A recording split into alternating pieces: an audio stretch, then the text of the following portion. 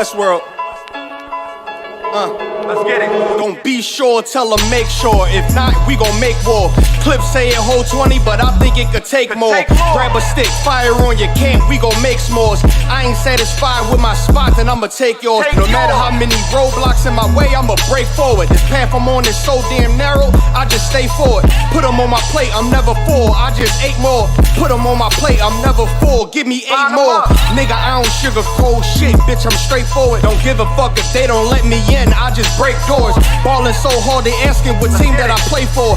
Scammer who? They ain't stopped making guns when they made yours. Sick with it, feeling like I woke up with stage 4. They ain't want the beast loose, what they opened up the cage for. Endure the pain, been through hard times is what I'm made for. Pay my dues, never left a wage, I just rage war. So many chains and gold teeth, it's the blood of a slave. Sit on a throne with a gold crown from the blood of a slave. This is our world, got it from the mud to the grave. Become a thing in the past, don't be a story in my page. Still against all enemies. In high school, you was the man that's lost memory shit. Lost energy, never lost my energy. Never lose control, never losing, dog, I plan to keep. You lose your mind where I'm from, I ain't talking from what you see. I never lost soul, losing times, wasting steady pacing. You off track, I'm on that. You pray to God, hoping he can save you. But there's power by war, and that's a different angle.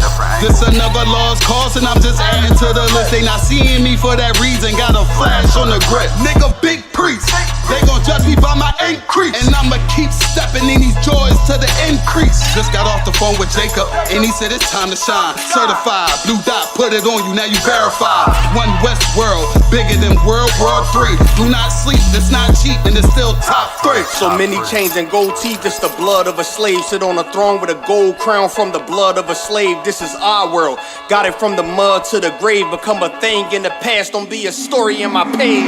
Came on boats and then chains, so when I get rich, I'ma grab a boat and 10 chains with 12 ribs from each tribe. And each rib gonna have at least 3 kids. Yeah, I'ma have a deep squad. Been rapping since knee high, now a nigga shack size. Spit that holy fire, when you hear it, you get baptized. One West world, yeah, you niggas know the logo. And I'ma bust it down so the haters see the glow glow. Let's have a feast, let's shine on our enemies. Right in they face, let's blind all our enemies. Cause now we half, but we come from half knots. Throw that cash on the ground, my nigga, let's cast lots.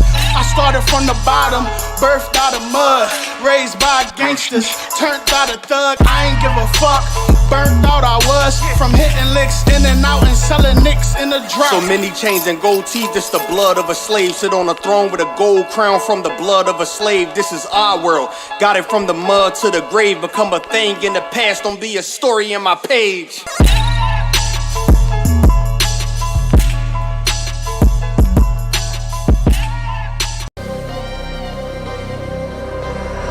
Westworld.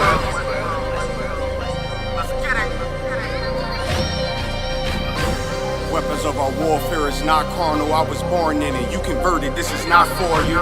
Weapons of our warfare is not carnal, I was born in it. You converted, this is not for you. Handle lights and teddy bears, I'm trying to leave your block romantic. Flicking off the hip, I leave the scene looking like I'm dancing. Ain't one Westworld, best believe we not gon' stamp it. Titties on a drum, the stick figure looking outstanding. Rip his top with the hands of the Lord, call that God tears. Send a spear right to the sky and watch his front tear. I'm that nigga cause I run with them niggas, so let's get that clear. Don't question who say I'm the GOAT, I tell them God did. In order to be the best, you gotta beat the best. To me that's suicide, of course I sound cocky to a glizzy eater, fuck your pride. Don't need a horoscope to see I'm a star, so fuck your sign. You can believe in anything you want, but as for me and mine, God mode, I am what I am, so let's just keep in mind. Don't wanna be like yeah, Kyrie, they wanna be like I. She said she lost until she found me, and then she found a tribe, and then I make a bout face until she called me out of wine. The weapons of our warfare is not carnal, I was born in it. You converted, this is not for you. Leave an imprint of my legacy with a spot for you. No way you can endure to the end if you not loyal. Weapons of our warfare is not carnal, I was born in it. You converted, this is not for you. Leave an imprint of my legacy with a spot for you. No way you can endure to the end if you not loyal. All time, no questions asked, we come and find you. His problems, my problems, and I'm standing behind you. Stepping with style, I'm standing on shit of my product. I take on the crowd, tell them all, throw in the towel. Half moon with a silencer, make it sound like a howl. We the shit, we about movements with a growl. Heavy is the head with the crown, when I take it I'm proud. I get the order, bring my sword back wet with a smile, nigga. I'm an Israelite rapper, nigga. Would never hit his wife, but I'll go at you. I make commitments to a gun if I'm talking about a tantrums. Nigga said he a stand-up dude, that mean we laughing, nigga. Jumped on the beat, start snapping, you leaving fractures. Red and green bean, I'm Gucci, you thinking fashion. There goes you for the green, and I ain't talking St. Patrick. You screaming all lives, I'm screaming all guns matter. Keep it biblical, talking in parables, cause it matters. All right. Yeah. It is the ISUPK. That's the Israelite School of Universal Practical Knowledge. Yahweh Hashem Yahweh Shai Barak a thumb to the brothers. Yahweh Shamar a thumb by Hashem Yahweh Shai to the sisters. All right. So this is the scripture breakdown class. All right. If you got any questions, put them in the chat. Put them in the chat. We can see if we're gonna get to them. Answer all questions, all breakdowns, right? All right, tonight's class is the war. What is the war and who is the war against? All right, and we're using these scriptures to break down this war. But when we use these scriptures, it's a certain way that we gotta use these scriptures. We have to use these scriptures a certain way. And the scriptures gotta be broken down precept upon precept. You got to think about it. When the Most High is giving his word, where is his word coming from? It's coming from heavenly places. It's coming from the Most High. So we have to use the Most High to break down the Most High's words. We have to see how the Most High use words, how the Most High interpret words. That's how it has to be broken down. We can't lean to our own understanding. Like we can't lean to America's culture for understanding. We can't lean to any other nation's way of understanding these scriptures except through the scriptures. So what does that mean? We have to allow the scriptures to interpret the scriptures. The first scripture we're going to go to tonight is Isaiah chapter 28. All right. Because our thing in the ISUPK is we understand under Commander General Yohana that we have a responsibility on this earth. And the responsibility that we have on this earth is to teach this truth. And in order to teach this truth, we have to stay right within the scriptures. All right. The scriptures cannot be broken. All scriptures is inspired by the Most High. All scripture is inspired by his spirit, not by our spirit, not by our interpretation. The Christian church today, they use America's culture. They use America's philosophy. They use America's way of thinking and seeing things. Well, what we're going to use is in understanding the war, the battle of the seed of the woman. We're going to use these scriptures. We're going to start at Isaiah chapter 28, and we're going to start at verse 9. Read. Book of Isaiah chapter 28, verse 9. Come on. Whom shall he teach knowledge? This is a question. Whom shall he teach knowledge? Read. And whom shall he make to understand doctrine? Who shall he make understand doctrine? This is how he would teach. This is how he would give knowledge. This is how he would teach doctrine. Read. Them that are weaned from the milk. Those that are born again. Those that are coming to him like a newborn baby. Those that are a new creature. And all things are passed away, and behold, all things become new. In order for things to become new, you have to be born again. You have to come to the Most High like a baby, like a newborn baby right out of the womb. A newborn baby out of the womb knows nothing. A newborn baby out of the womb must be taught. And in order to be taught, you have to be in the condition of one being born again. So he says, whom shall we teach knowledge? Whom shall we give understanding? Them that are weaned from the milk and drawn from the breast. Verse 10. For precept must be upon precept. Precept must be upon precept. Precept must, you can't come to the scriptures with a presupposition. If you come to the scriptures with a presupposition, your presupposition is going to be wrong because his ways is not our ways. His thoughts is not our thoughts. So precept must, it doesn't say it has to be or it can be or a possibility. It says it must be. It must be precept upon precept. Read. Precept upon precept. Come on. Line upon line. Read. Line upon line. Come on. Here a little and there a little. A lot of scriptures, a lot of the Christians like to say, well, why do y'all move around so much? We move around so much because we stand in the scriptures. We go in here a little, there a little, precept upon precept, line upon line, here a little and there a little. That's the only way you're going to understand these scriptures. That's the only, look, you know something? If we use precept upon precept, I always say it. You got us here in America. You got those that are over in UK, the United Nations, right? In the UK. You got those that are in the Dominican Republic. You got those that are all over the world that are Israelites. How can we all be on one mind? How can we all be on the same interpretation? How could we all say the same thing? We use these scriptures. We use precept upon precept. Because if we're using the Most High's precept and we're using the Most High's understanding, this is how one gets an understanding. There is no other way of getting an understanding of these scriptures. It must be precept upon precept. And those precepts must come from this law, from these scriptures, from this Bible, right? Give me Psalms 119. Give me Psalms 119. And we're going to start at verse, give me verse 15. Psalms 119 and verse 15. This is how we get down. This is what we do day and night. This is what we meditate on. We must meditate and we must stay right here when we in these scriptures. And that goes to anybody that's reading these scriptures. When you're in this book under Commanding General Yohana, we are held accountable. We are held accountable to come on this earth and teach this truth. Give it to me, out. Our God, the book of Psalms, chapter 119, verse 15. Come on. I will meditate in thy precepts. I will meditate in these precepts. Read. And have respect unto thy way. I will respect the Most High's way. We in the ISUPK, we respect the Most High's way. We respect his precepts. We respect his understanding. And we use his understanding to give you the understanding of doctrine. Verse 27. Verse 27. Make me to understand the way of thy precepts. This is what we want. This is what we thirst for. This is what we fight for. This is what we meditate on day and night. The precepts. I want his way.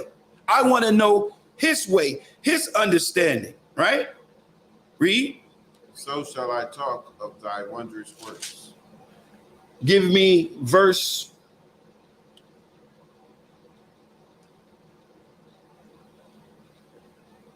Give me verse 93. I'm hitting you with this so that you can understand this is how we're going to get down in these scriptures tonight. This is how we get down in the ISUPK. We stay right within the book. We lean not to our own understanding. We lean to the Most High's precepts. Read. Verse 93. I will never forget thy precepts. I will never forget them.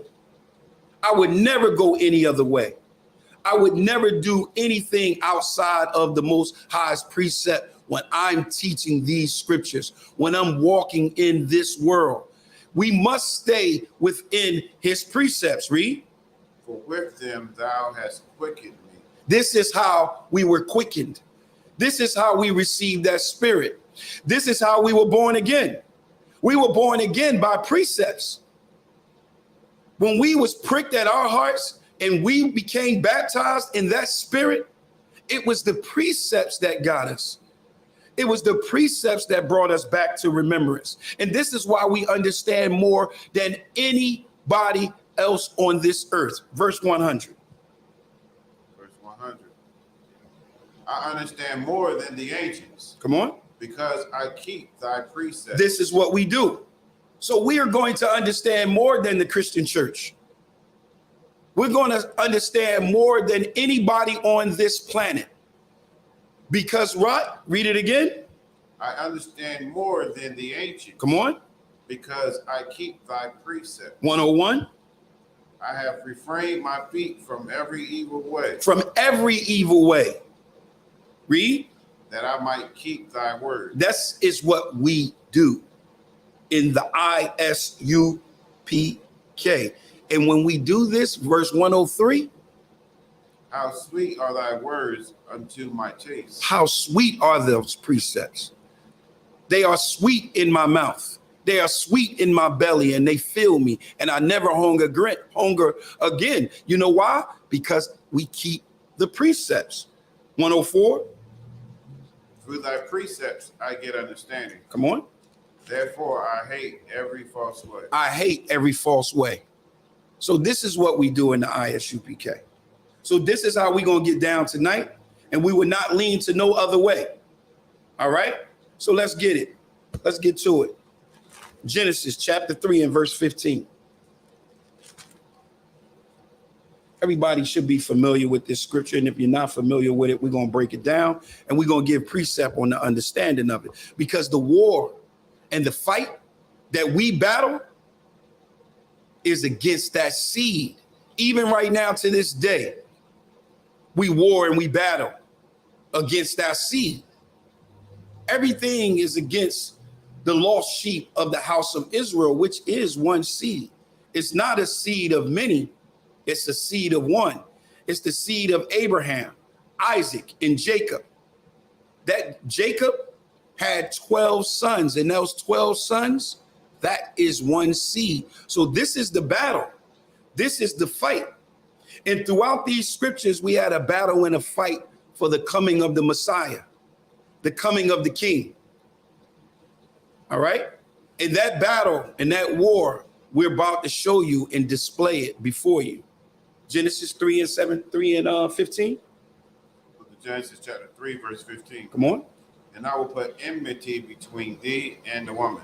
Now, this is the Most High speaking to the serpent, and he's speaking concerning the woman, right? Read it again.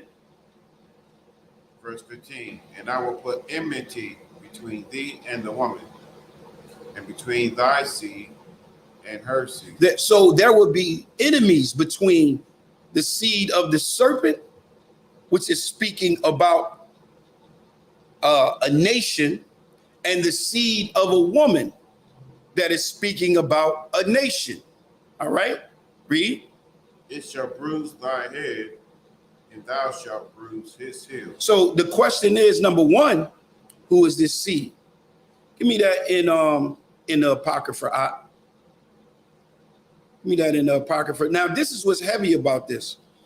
We're going to show how a woman obtains a seed. All right. We're going to establish that. And the reason why we have to establish that, because for some reason, Israel act like they don't know that. Jacobites, they act like they don't know that. Blacks, Hispanics, and Native Americans, they act like they don't know how a woman gets a seed. So we're going to show that, but we're going to use precept. But before we do that, we're going to show you the seed of the woman and the seed of the serpent. All right? You got it?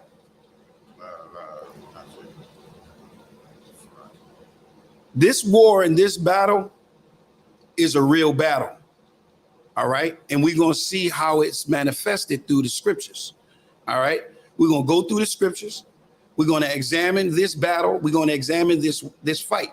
But what's heavy is I'm going to show you the righteousness of a woman, the righteousness of women, not just one woman, but the righteousness of two women. All right. I'm going to speak about the one I'm going to show you. The first one, her name is Tamar. But let's see who the seed of the serpent is and the seed of the woman. You got it? Which one you want? The one at the end of the world. Oh, okay.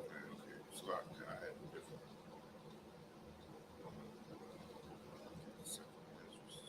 Yeah, second Ezra.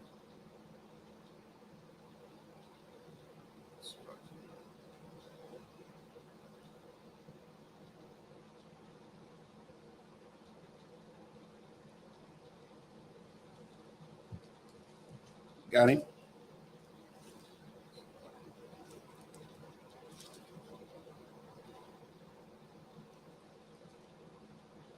Book of Second Ezra, chapter 6, verse. Which one we start? Verse 7. You can start at verse 7. Verse 7. Then answered I and said, what shall be the parting asunder of the times? Or when shall be the end of the first, and the beginning of it that follows? So the question and the question that Ezra was asking was, when would be the end of the first world, and when would be the beginning of the new world, right? When would be the separation? When will this come? The end of the first and the beginning of the second. Read. And he said unto me, from Abraham unto Isaac, when Jacob and Esau were born of him, Jacob's hand held first the heel of Esau. So when we read about Jacob and Esau, Jacob represent the seed of the woman, and Esau represent the seed of the serpent. Read. Jacob's hand held first the heel of Esau. Verse 9. For Esau is the end of the world. So Esau is the end of the world. The reason why it's saying Esau is the end of the world is because it's speaking about who's in rulership right now.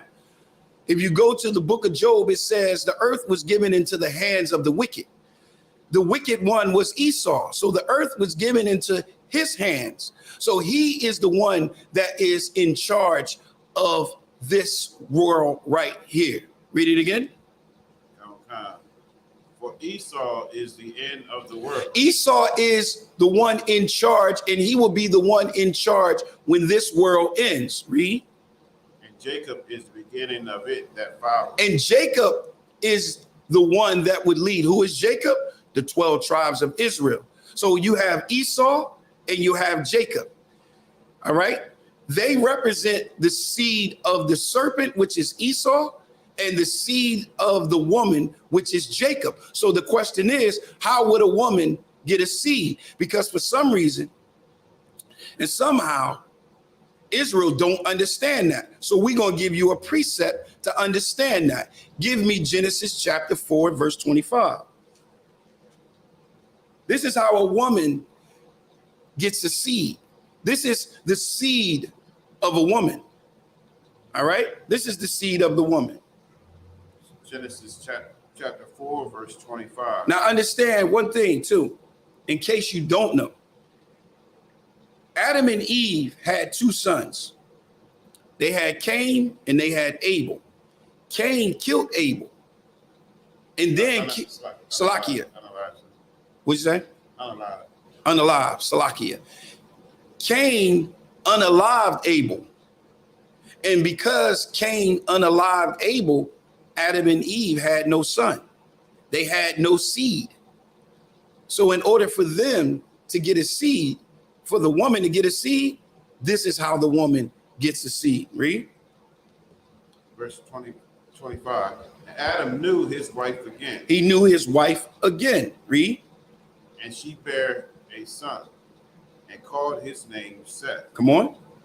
For God, said she. God said she, read.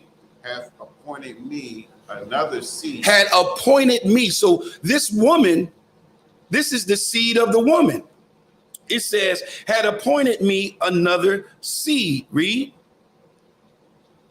Instead of Abel, whom Cain slew. So this is, a woman is appointed a seed by the Most High when a man plants that seed in her. That's right.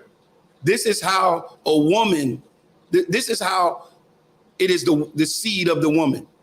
It's no other way. There's no other way to obtain that seed. All right. So throughout our battle and throughout our walk in our journey on this earth, Judah almost ended. Everybody knows that the Messiah came from the seed of Judah. He was of Judah from the 12 tribes. So if he was from Judah, let me show you a battle. Let me show you a fight. We had gotten to a point. Let's go to Genesis 38. We had gotten to a point that Judah had two sons. All right. And we're about to read about it.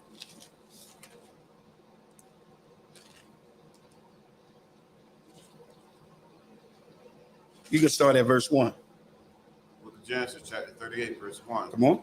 It came to pass at that time that Judah went down from his brethren and turned into a certain Adulamite, whose name was Hira.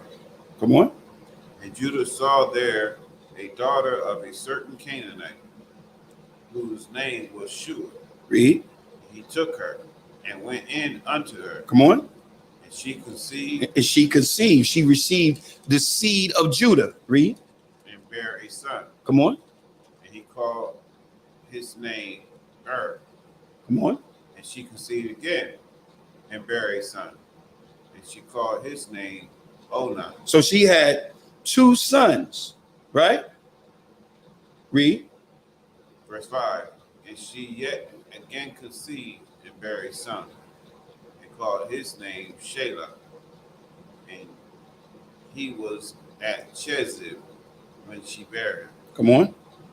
And Judah took a wife for his firstborn, whose name was Tamar. And Judah's firstborn, was wicked in the sight of the Lord. So his firstborn was wicked in the sight of the Lord. Read. And the Lord slew him. And the Lord killed him. Read. And Judah said unto Onan, Come on. Go in unto thy brother's wife, and marry her, and raise up seed to thy brother. So this actually shows also that we were keeping the law still. There was a law that was put in place. And the law that was put in place is that in order to preserve that seed, if the firstborn brother dies, the next brother would come and lie with and marry his widow. Right. And she would have his seed to preserve the brother's seed. Right? Read. Verse 9. And Onan knew that the seed should not be his. So he knew that. He knew the law. He knew that law. Read. And it came to pass, when he went in unto his brother's wife, that he spilled it on the ground, lest that he should give seed to his brother. So what's heavy about this, a lot of people think outside of the ISUPK, because they're not being taught properly, that this was about him having sex and not staying in this woman. But this was not about this. This was about exactly what we just read. Read that again up. This is what this was about. Verse 9. Verse 9. And Onan knew that the seed should not be his. So he knew that seed that he was planting in her would not be his. All right. He knew that. That's the reason why he did it. All right. Read.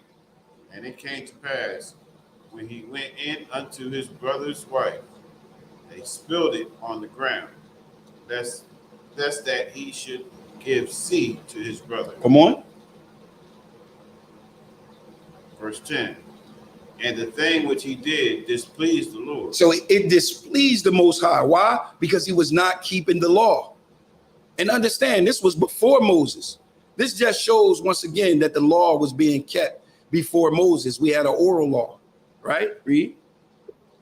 Wherefore he slew him to him also. Come on. Verse 11. Then said Judah to Tamar, his daughter-in-law, remain a widow at thy father's house, till Shelah, my son, be grown. So this was the youngest son. Till the youngest son be grown. Go, read. For he said, lest peradventure he die also, as his brethren did. And Tamar went and dwelt in her father's house. Come on. And in process of time, the daughter of Shua, Judah's wife, died.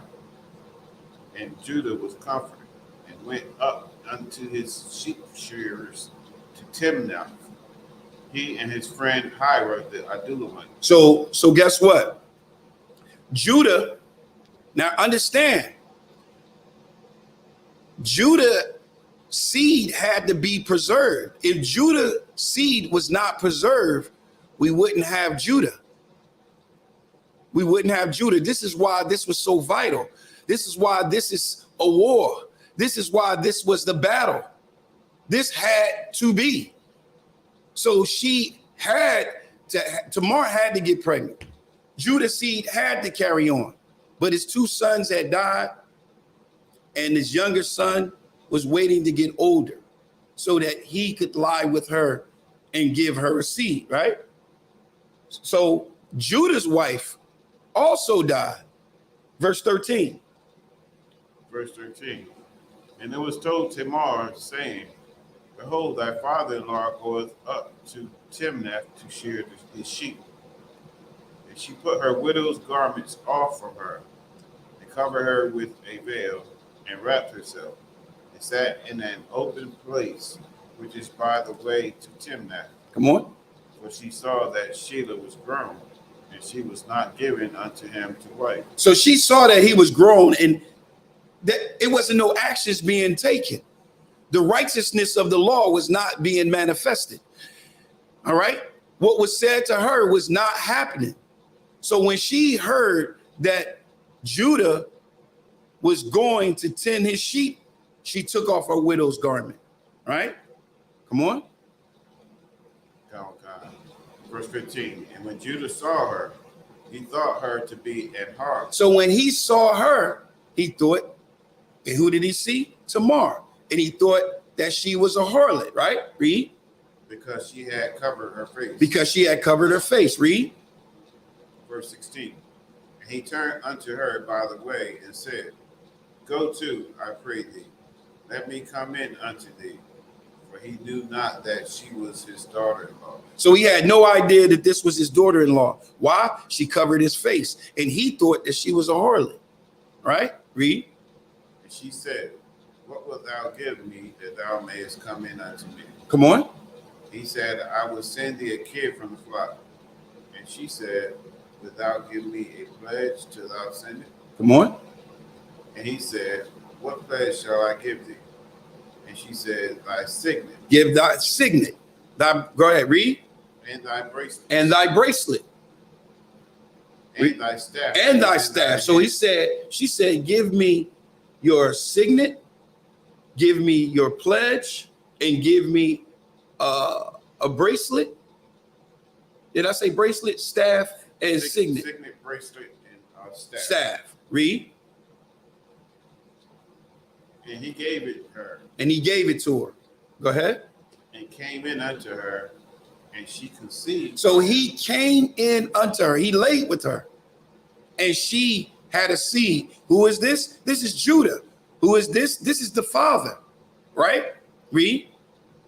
She arose and went away and laid by her veil from her and put on the garments of her widow. So she came and she took off what she had on and she put on her widow's garment, right? Now let's shoot down to verse 24. Verse 24. And it came to pass about 3 months after that it was told Judah, saying, Tamar, thy daughter-in-law, hath played the harlot. And also, behold, she is with child by whoredom. And Judah said, Bring her forth and let her be burnt. So now he tight with her. He like, what? She played a harlot.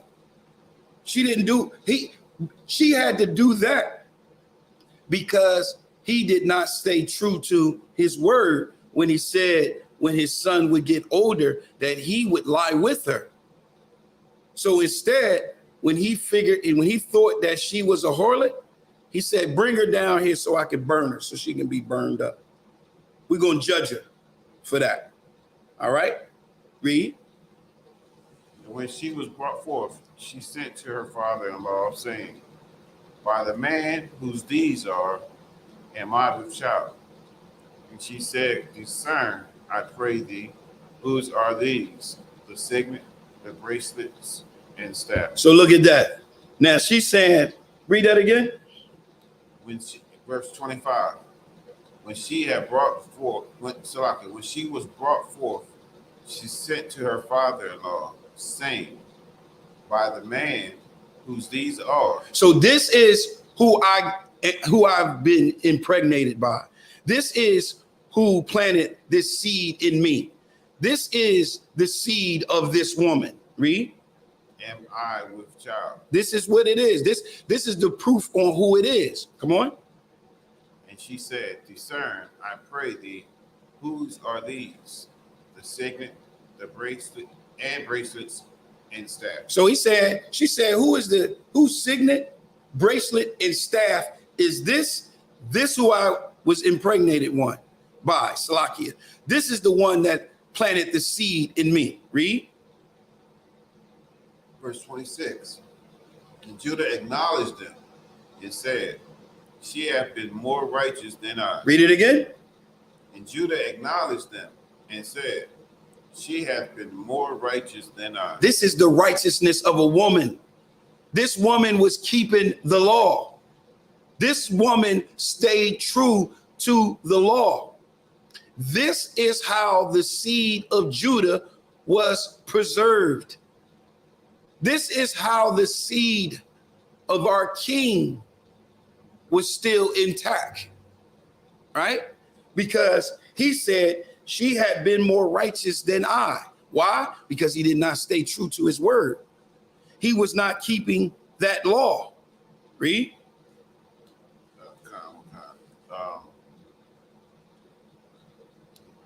Verse 20. You still on verse 26. 6.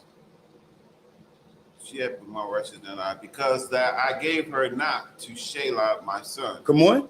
And he knew her again no more. Come on. Verse 27. So meaning he didn't lay with her again. He didn't lay with her again. All right, read. Verse 27.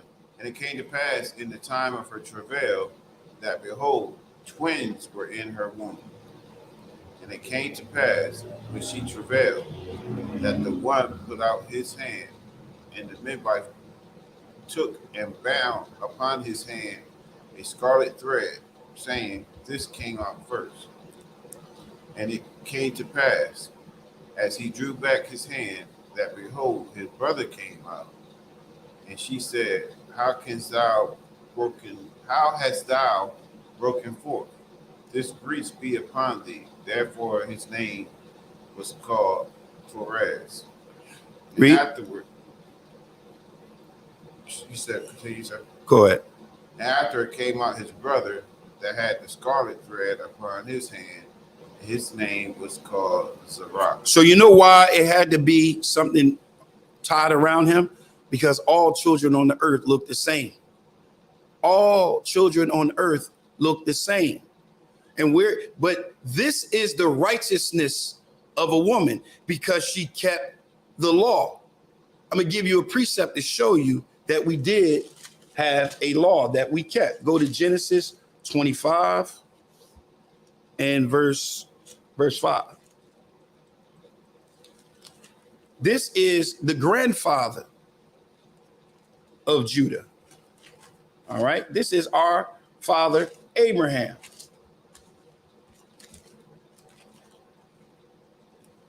Genesis chapter 25, verse 5. Read. And Abraham gave all that he had unto Isaac. Salakia 26 and 5. Book of Genesis chapter 26, verse 5. Because that Abraham obeyed my voice and kept my charge, my commandments. My what? My commandments. Come on. My statutes. Read. And my laws. And my laws. So we had laws even during the time of Adam. We had laws during the time of Noah. We had laws in the time of Shem. We had laws in the time of Eber. We had laws in the time of Abraham, Isaac, Jacob, and Jacob was the father of Judah, who taught his sons that we had a law. All right. So now we saw the righteousness of a woman by the name of Tamar. Why? Because she was keeping the law. All right. So now let's go to Genesis 25. You know, we got to hit Genesis 25. No, we got to do that. We're going to go, Salakia, Genesis. Yeah, we're going to go 25 and we're going to start at verse 21. Book of Genesis, chapter 25, verse 21.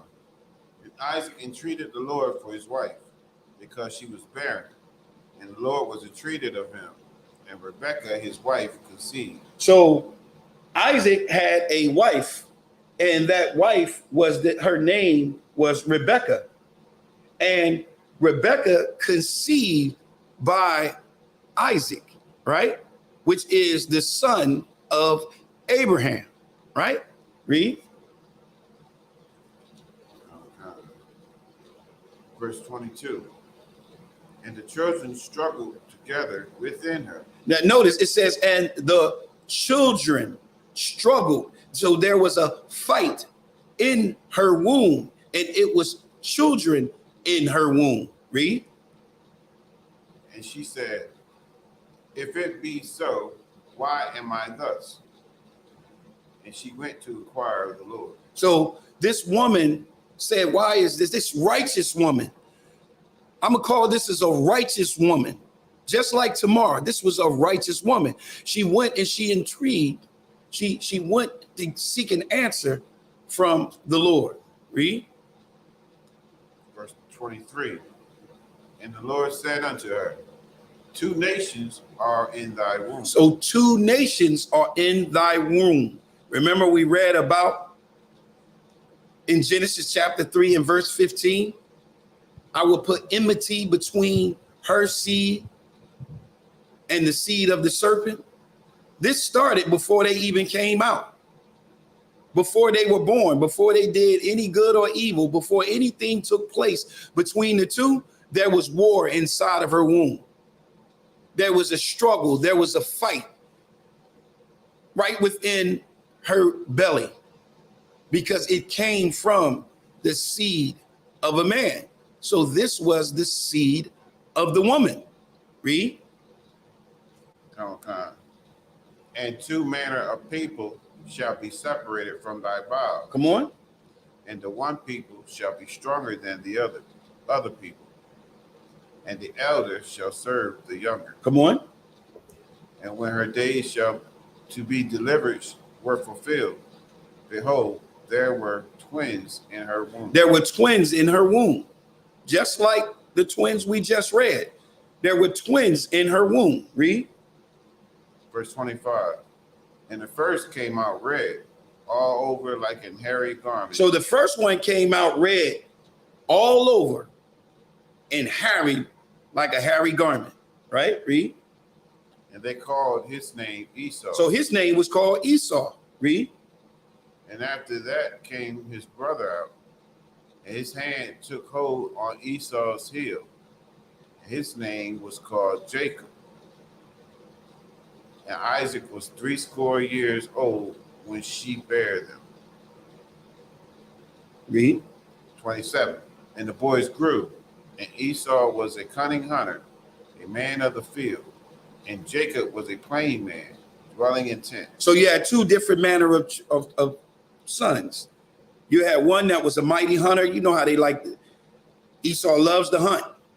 That's why you go in his home and he got deers and bears and animals all around stuffed on his wall because he loves to hunt. But Jacob, plain man, just chilling in the crib. He chilled in the tent. He was a plain man. So you had 2 different manner of men, 2 different manner and 2 different nations in thy womb, the seed of the woman and the seed of the serpent. And what's heavy about this is too, notice when they came out, there wasn't no tying of ribbons. There was no markers being put on anyone. because this was the first time that a child was born on the earth that came out red. He already came out with his marker. He came out red and hairy all over, all right? Like a hairy garment. This is how Esau was made. So, but remember, it says that they struggled and fought in the womb, and Rebekah got an answer on why this was a fight within the womb, right? Verse 28. Verse 28. And Isaac loved Esau because he did eat of his venison, but Rebekah loved Jacob. Come on. Verse 29. And Jacob sowed pottage, and Esau came from the field, and he was faint. And Esau said to Jacob, feed me, I pray thee, with that same red pottage, for I am faint. Therefore was his name called Edom. So his name was called Edom. The word Edom means red, all right? This is a very important event that took place during the life of Jacob and Esau, because the Christian church likes to say that it was some lying going on Jacob's side with Jacob, and Jacob was being cunning and Jacob was being deceitful, but that's not the case.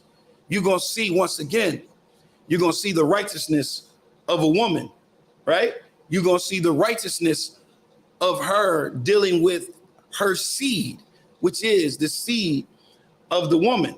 So Jacob was making some pottage, and Esau came in and he was about to faint, right? And he wanted that pottage. Verse 31. Verse 31. And Jacob said, sell me this day thy birthright. This is what Jacob said. Sell me your birthright. Sell it to me. Sell me your birthright right now. Right? Read. And Esau said, behold, I am at the point to die. And what profit shall this birthright do to me? Because he didn't care about his birthright. He didn't care about his birthright. He cared about feeding that flesh. Right? So remember, Jacob said, yo, sell me your birthright. Esau said, it don't do me no good. Read. Verse 33. And Jacob said, swear to me this day. And he sware unto him. And he sold his birthright unto Jacob.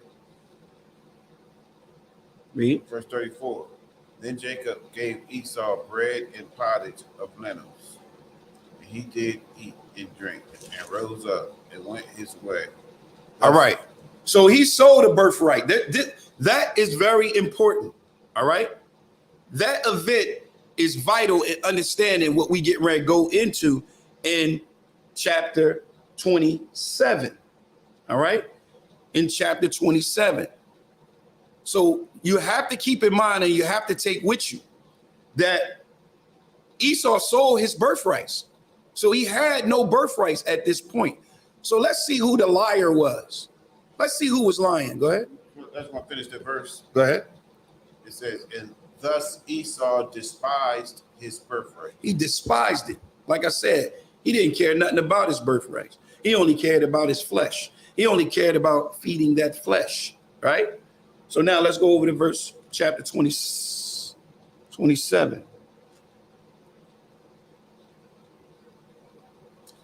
Verse 1.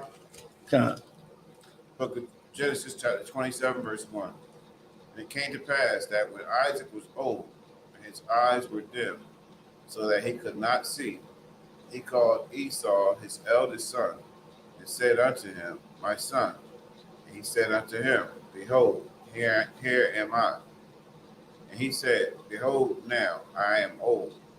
I know not the day of my death.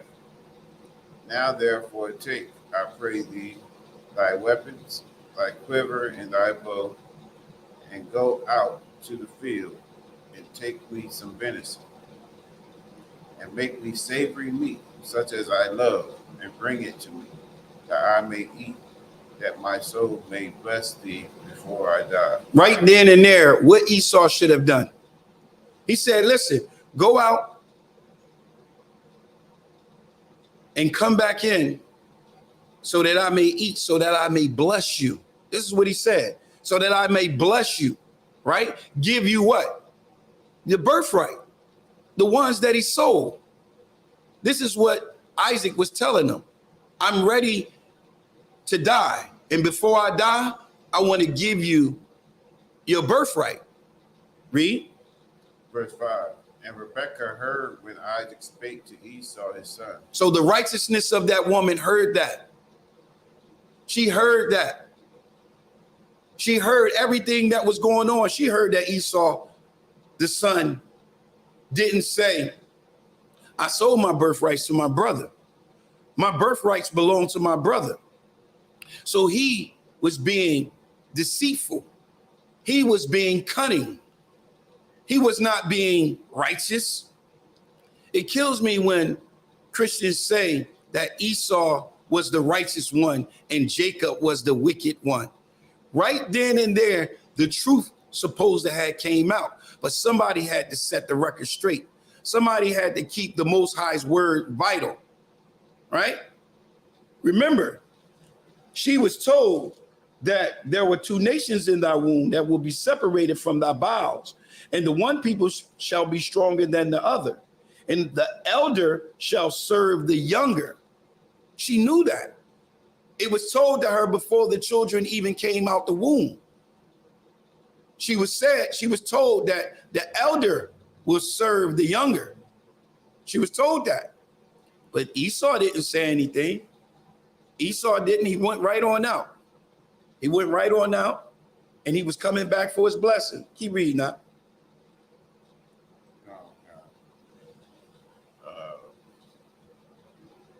Verse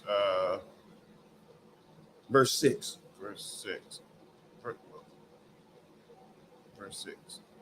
And Rebekah spake unto Jacob her son, saying, Behold, I heard thy father speak unto Esau thy brother, saying, Read.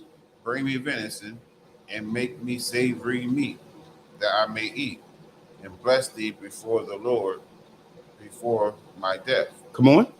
Now therefore, my son, obey my voice according to that which I command thee. So his mother told him, obey my voice and do as I command you. So what Christians, he didn't supposed to listen to his mother? He's supposed to have did something different. He was being righteous. He was doing what's right. She said, obey my voice. Do as I say. Why? Because once again, she heard from the Most High what order and how things supposed to be. All right, read. Verse 9, go now to the flock and fetch me from thence 2 good kids of the goats. Come on. And I will make them savory meat for thy father, such as he loveth. Read. And thou shalt bring it to thy father, that he may eat, and that he may bless thee before his death. So go and do as I say, and get the things that is necessary so that your father can eat and bless you, so that you can get the blessing. That's the same birthright that Esau sold him, right? Read. Listen to what Jacob said. Verse 11, and Jacob said to Rebekah, his mother, Behold, Esau, my brother, is a hairy man, and I am a smooth man. Come on. My father peradventure will fill me, and I shall seem to him as a deceiver. See, I will be seen as a liar. I will be seen as someone that is not being truthful, right? Read. And I shall bring a curse upon me and not a blessing. No. Listen to what mom said. Listen to what Rebekah said. Verse 13. Verse 13. His mother said unto him, Upon me be thy curse. Upon me. Let this curse come upon me. Upon me. All right. Read. My son, only obey my voice. Obey my voice. Do as I tell you to do. Read. And go fetch me them. Now go get it. Read. And he went and fetched and brought them to his mother. And his mother made savory meat, such as his father loved. And Rebekah took goodly raiment of her eldest son Esau, which were with her in the house, and put them upon Jacob, her younger son. And she put the skins of the kids of the goats upon his hands, and upon the smooth of his neck. And she gave the savory meat and the bread which she had prepared into the hand of her son Jacob. Come on. And he came unto his father and said, My father. And he said, Here am I. Who art thou, my son? And Jacob said unto his father, I am Esau, thy firstborn. I have done according as thou badest me. Arise, I pray thee, sit and eat of my venison, that thy soul may bless thee. So Isaac went and blessed Esau also, but he gave the birthright, that blessing. He gave that blessing of that birthright, he gave it to his brother, Jacob, the one that the Most High told Rebekah that he would lead in the kingdom. He would receive the birthright of the promise of Abraham, Isaac, Jacob. That was the righteousness of a woman. It was the righteousness of the seed of that woman that she preserved, that the blessing may come upon Jacob. So here you have Tamar, right? That's the righteousness of the seed of the woman, that she acted fast and preserved the seed of Judah. And here you have Rebekah, the righteousness of a woman, both following the Most High's word, both of them doing as the Most High command, and preserving and keeping the seed of the woman, right? Now we're going to look at one more. We're going to look at in the Old Testament. Let's go to Exodus during the time of us in Egypt, right? What took place then when we were in Egypt? So here we traveled to Egypt, all 12 tribes, which is only one seed, which is the seed of Jacob, the one we just read about, the one that received the promise, the one that received the promise because of the fast actions and the thoughtfulness of a woman, right? So now we're in Egypt, and now we in bondage, we in captivity, right? And now what is taking place is there is a war and a battle again to cut off the seed, all right? Not the seed of the woman, meaning the seed of a Salakia, not the seed of the daughter, but the male seed was under attack. The male seed is what was being attempted to be cut off and destroyed, right? So we're going to start at verse 9, Salakia, verse 8. First chapter. Salakia, start at verse 7. First, Exodus chapter 1. Exodus chapter 1, verse 7. It's the book of Exodus chapter 1, verse 7. Come on. And the children of Israel were fruitful and increased abundantly and multiplied and waxed exceeding mighty, and the land was filled with them. And there arose up a new king over Egypt, which knew not Joseph. And he said unto his people, Behold, the people of the children of Israel are more and mightier than we. Come on, let us deal wisely with them. Let us deal wisely with them. So now a new king, a new ruler of Egypt rose up. The reason why I said a new king had rose up, because the king that knew Joseph found favor. Joseph found favor in his sight, right? And when he found that favor in his sight, he showed favor to the 12 tribes of Israel, right? But now a new king rose, and that new king did not see that favor and did not know Joseph. So he said, listen, let us deal wisely with the children of Israel. Why? Because they're being fruitful and they're multiplying and they're increasing. So he said, let us deal wisely with them. Read.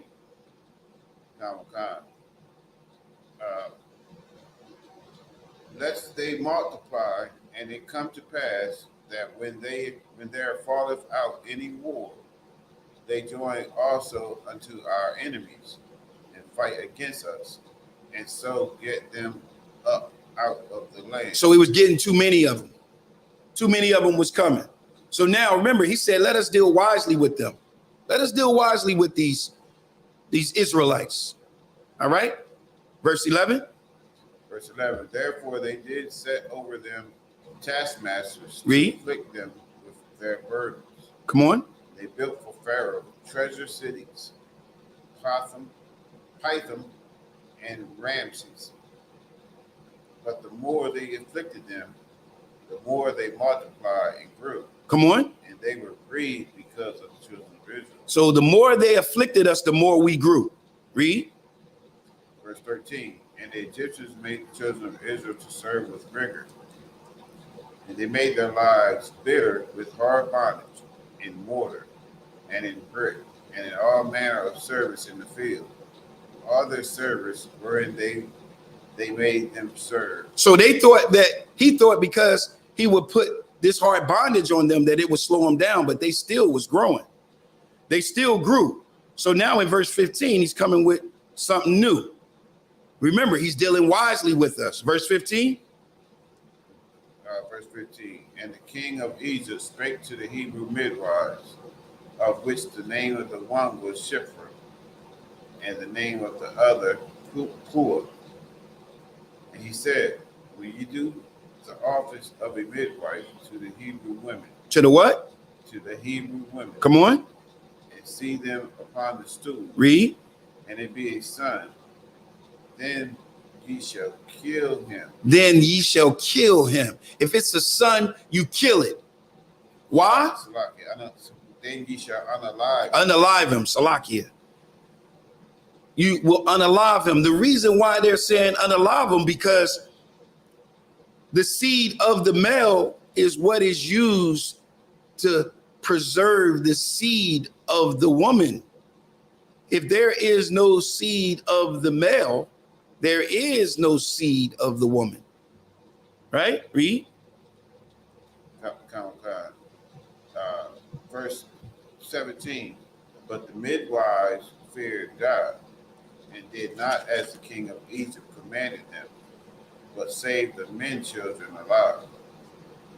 And the king of Egypt called for the midwives, and they said unto them, and said unto them, why have ye done this thing, and have saved the men children alive? Come on. And the midwives said unto Pharaoh, because the Hebrew women are not as the Egyptian women, but they are lively. They are what? They are lively. Come on. And are delivered ere the midwives come in unto them.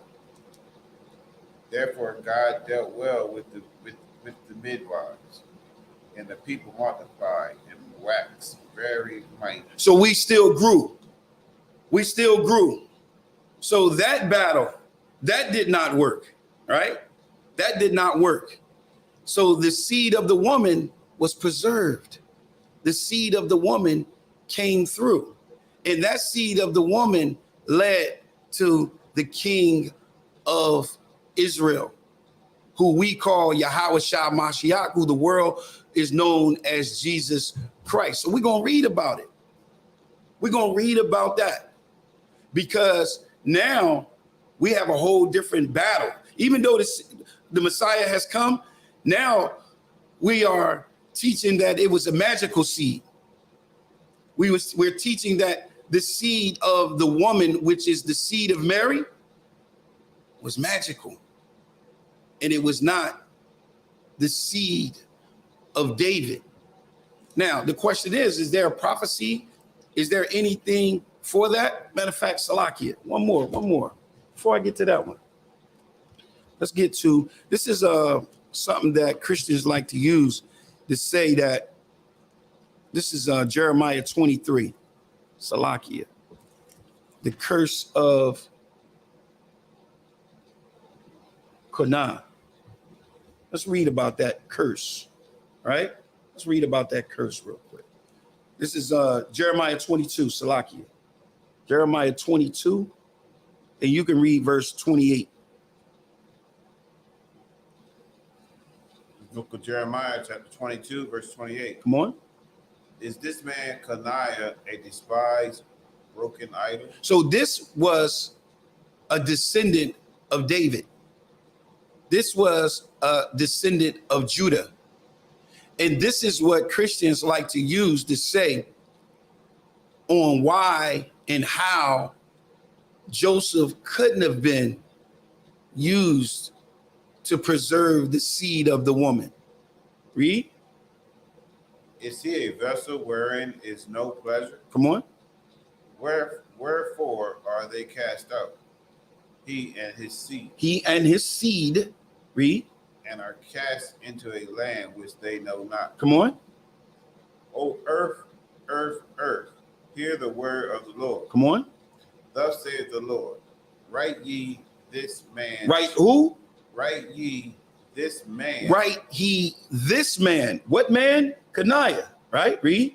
Childless. Come on. A man that shall not prosper in his days. It shall not prosper in whose days? In his days. He shall not prosper in his days. Read. For no man of his seed. Come on. No man of whose seed? Of his seed. Read. Shall prosper, sitting upon the throne of David and ruling any more in Judah. So now this is what Christians use to say. See, if you read verse 30, Jeremiah 22 and verse 30, and he says, thus said the Lord, write this man childless, a man that shall not prosper in his days, for no man of his seed shall prosper and sitteth upon the throne of David and rule any more in Judah. So this was said. And this is what Christians use. And Christians say this is the reason why it's no way impossible. There's no way possible that the seed could come from the seed of a man. But I'm going to show you that's not the case. That's not the case. First of all, why did this take place? I'm going to show you why this took place. If you go back to the same chapter, this is the reason why this happened. All right. And go to verse 9. Salakia. I'm going to go up to we're going to start at verse 7. If you go to Jeremiah 22 and verse 7, we're going to read why this curse came up on him and what did the Most High do to fix this, to make this happen, right? And how could Joseph be the seed of the Messiah? Start at verse 7 now. The book of Jeremiah, chapter 22, verse 7. Come on. And I will prepare destroyers against thee, everyone with his weapons, and they shall cut down thy choice cedars and cast them into the fire. Come on. And many nations shall pass by this city, and they shall say, every man to his neighbor, wherefore hath the Lord done thus unto this great city? Verse 9. Then they shall answer. This is the reason why this is being done to them. Read. Because they have forsaken the covenant of the Lord their God. Because they have forsaken the covenant of the Lord thy God. Read. And worship other gods and serve them. This is the reason why it happened. So how can the Most High fix this? How could this be fixed? Let's see. This is how he's going to fix it. Go to Jeremiah 31. Now remember, this is under that covenant. This is under the old covenant that this took place. That he broke the covenant and the Most High said, I'm going to cause a curse to come up on him and he's going to be childless. And no child of his will sit upon the throne of David. But this is how the Most High fixed it. Jeremiah 31 and 31. Book of Jeremiah, chapter 31, verse 31. Behold, the days come, saith the Lord, that I will make a new covenant with the house of Israel and with the house of Judah. This is how it was fixed. He made a new covenant. He made a new covenant. That's how it was fixed. This is how Joseph could be the seed of the woman, because he made a new covenant. Give me Hebrews 9 and 15.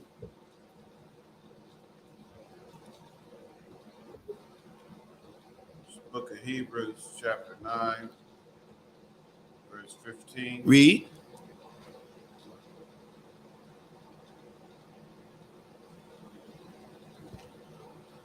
And for this cause, he is the mediator of the New Testament. He is the mediator of the New Testament, the new covenant. The new covenant. Because why? Because under that old covenant, they had broke the law. They had broke the law so bad that the Most High had to make a new covenant. Read. That by means of death, for the redemption of the transgressions that were under the first testament, they which are called might receive the promise of eternal inheritance. This is how he made a new covenant. He made a new covenant. And guess what? He put precepts in that old covenant so that it wouldn't be something new.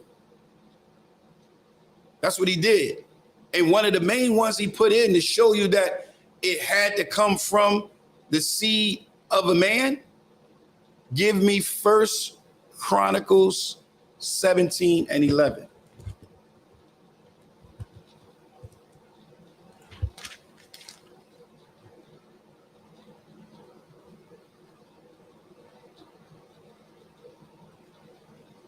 It's the book of 1 Chronicles, chapter 17, verse 11. Come on. This shall come to pass. Who is he speaking to? He's speaking to David. Read. When thy days be expired, that thou must go to be with thy fathers. Read. That I will raise up thy seed after thee. Come on. Which shall be of thy sons. Shall be of thy daughters. Which shall be of thy sons. So he's saying to David that he will rise up a seed after thee, which has to go into a woman, which shall be of thy sons. That's very important. This is why it couldn't have came, the seed couldn't have came from Mary. It had to come from a son. Read.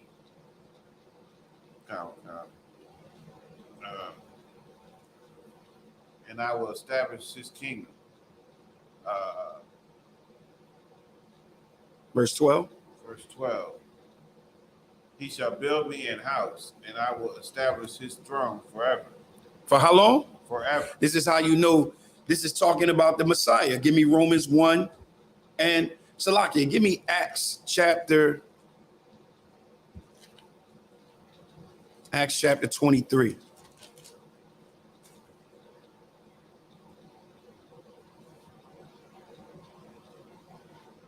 You can start at verse Acts chapter, hold on. Not 23, 30. Hold on.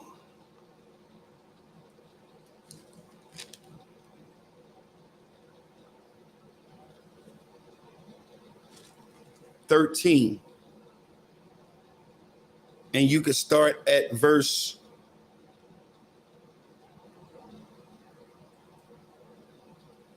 You can start at verse 20. Verse Salakia. Yeah, you can start at Acts chapter 13. Acts chapter 13, start at verse 20. Oh God. Book of Acts chapter 13, verse 20. Howbeit, as the disciples stood round about him. You at 13? Acts chapter 13, verse 20. Come on. Read. Howbeit, as the disciples stood round about You him. at Acts? Look and see where you at.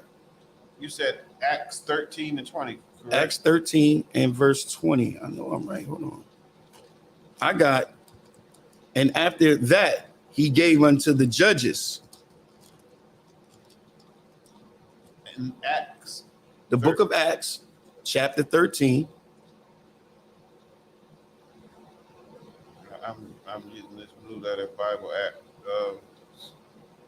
Verse 20. Verse 20. Yeah, it didn't update yet. It's still saying how big. Let me look at my Bible. Slap. So this right here is a mean one right here. To show that seed of that woman, that the one that Mary was carrying, came from a man. Oh God, I see it. Yeah. All right. That is strange. I don't understand that. But yeah. Let's get it. Book of Acts, chapter 13, verse 20. Come on. And after that, he gave unto them judges. Talking about Israel, he gave Israel judges. Read. About the space of 450 years. Come on. Until Samuel the prophet. Until Samuel the prophet. Read. And afterward, they desired a king. This is what Israel wanted. Israel wanted a king. They wanted to be like the other nations. They wanted a king. Read. And God gave unto them Saul, the son of Kish. Read. A man of the tribe of Benjamin, by the space of 40 years. So they gave them Saul from the tribe of Benjamin for a space of 40 years. Read. Verse 22. And when he had removed him. So the Most High removed Saul. Read. He raised up unto them David. He raised up David. Come on. To be their king. Come on.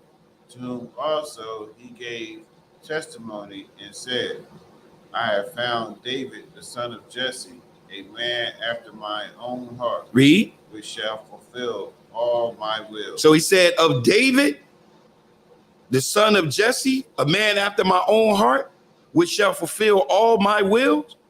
Verse 23. Verse 23. Of this man's seed. Of this man's seed, meaning of this man's sperm. Read. Have God, according to his promise, raised unto Israel a savior, Yahushua. So of this man's seed, we saw in First Chronicles chapter 17 and 11, it had to come from a son, and of this man's seed. Well, who would be this man's seed? Let's go to Luke. Luke 1 and 26.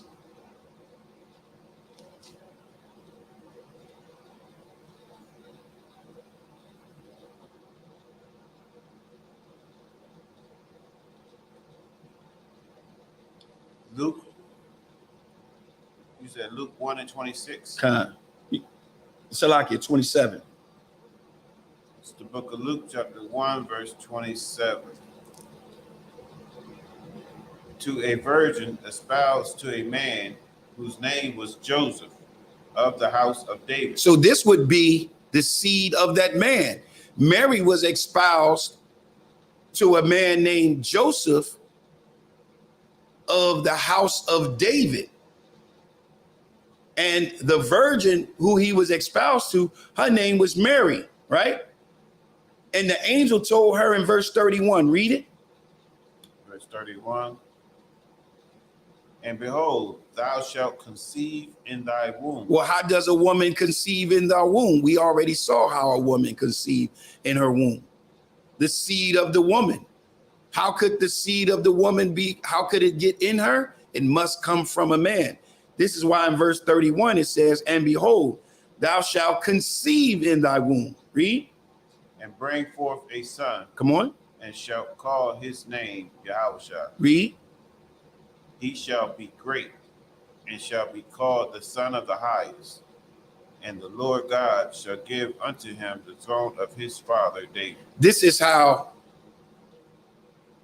we know that the seed of the woman came from a man.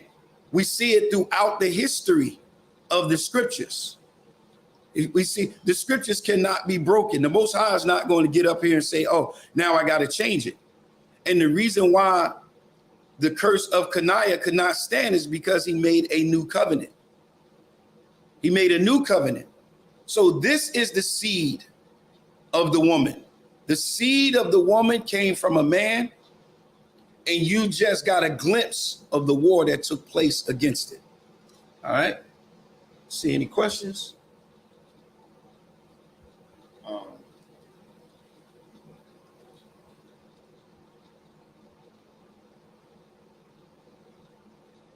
No questions?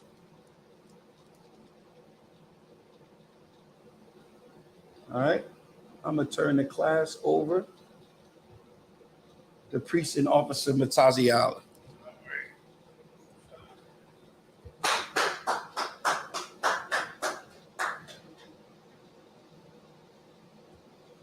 ISUPK security announcements. Rules for new brothers and sisters. When new brother and sister come to the school, they are off limits for 6 months. They are to be schooling only. They are here to learn and show themselves of the world. They need transportation to arrange. After 6 months, if the brother or sister has an interest in a particular person, they are to seek counsel from the head. Tied to the commandment. Numbers 18:21, Malachi 3:8-10. Needs 10th in Hebrew, Ma'ashra. At 10%, every penny of any increase the Lord gives. Priest funds, free will offering for the priest. It's not mandatory. It's whatever amount you like to donate. Upcoming holy convocations, we are in the midst of the Feast of Tabernacles right now. The next high holy day, I believe, will be the Feast of Dedication. No, Hanukkah. Okay. Yeah. I believe will be next.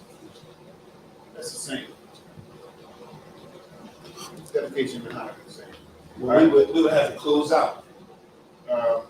And if anyone wants to be a trooper in the school, start wearing all black boots, shirt, pants, headband, or scarf. That being said, man, there's a mighty Shabbat, mighty Barak. Yahweh Shem Yahweh Shabbat Barak. That's the top. So I'll be determined with this courtesy salute. There is a mighty Shabbat, mighty Barak. Yahweh Shemar Al Thumba Shem Yahweh Shah. That's the top. Back to Smith.